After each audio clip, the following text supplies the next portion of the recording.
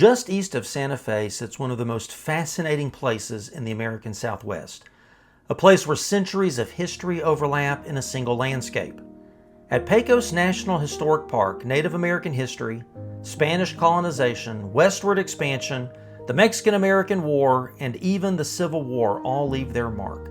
But long before wagon trains rolled westward on the Santa Fe Trail, Pecos Pueblo stood here as one of the great centers of the Southwest. At its height, more than 2,000 people lived in this thriving community. Pecos occupied a strategic location between the Rio Grande Pueblos and the tribes of the Great Plains, making it an important hub of trade, culture, and influence. Buffalo hides, meat, pottery, turquoise, and other goods flowed through this crossroads for generations. When my family visited, we walked among the ruins of the Pueblo and the massive remains of the Spanish mission church that still dominate the landscape. We climbed down a ladder into a reconstructed kiva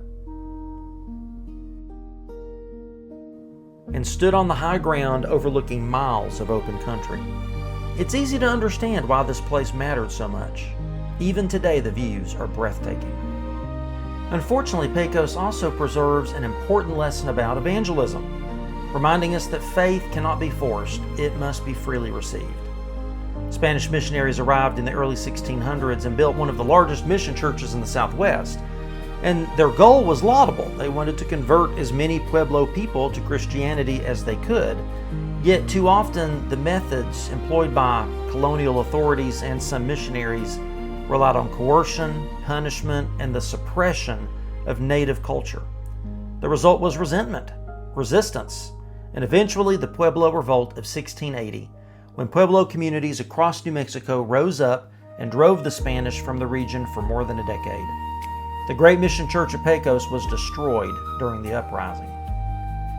Standing among those ruins reminded me of an important truth. Jesus never commanded his followers to spread the gospel by force. The kingdom of God does not advance with the sword, but by the Spirit. And we as Christians are called to share the truth in love, to give a reason for the hope within us with gentleness and respect, and to serve as ambassadors of reconciliation, not agents of coercion. The story of Pecos, though, continued long after the Pueblo Revolt. The Santa Fe Trail later passed directly through these grounds, carrying merchants, soldiers, settlers, and adventurers between Missouri and New Mexico.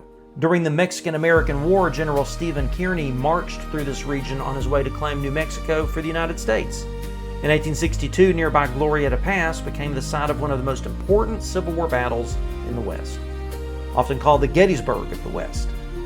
Few places in America pack so much history into such a small area. And yet what I remember most is simply walking these ancient paths. Pecos was one of the biggest surprises of our entire trip out west. It really felt like a hidden gem. The ruins are remarkable, the scenery is beautiful, the visitor center is really nice, and it may have had one of the best junior ranger programs our daughter completed on our travels. If you ever find yourself near Santa Fe, don't just drive past Pecos. Take the time to stop, walk among the ruins, climb down into the kiva. You'll discover a place where America's story and an important lesson about faith comes to life vividly.